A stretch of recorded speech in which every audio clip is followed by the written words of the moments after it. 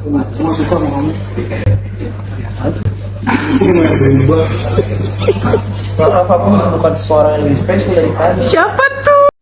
Arya Masai terlihat hadir di sebuah pameran wedding Jumat 6 Oktober 2023. Dalam video yang beredar di media sosial, Alia mampir ke booth SAS desain milik perancang jas pernikahan kenamaan Rakes Bagwandas.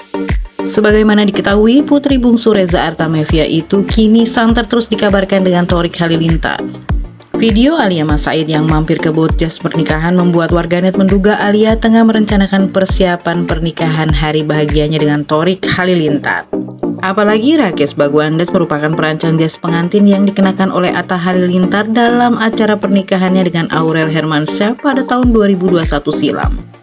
Dan sepertinya Thorik pun diduga akan memakai jas rancangan Rakes di hari pernikahannya dengan Alia Mas Said nanti. Namun dari beberapa warganet menepis atau tak ingin berharap terlalu jauh karena mungkin saja kedatangan Alia Mas Said ke pameran wedding tersebut hanya untuk keperluan endorsement. Hingga kini baik Alia Mas Said maupun Thorik Halilintar belum terang-terangan tentang kedekatan mereka walaupun mereka hanya sering terlihat menghabiskan waktu bersama.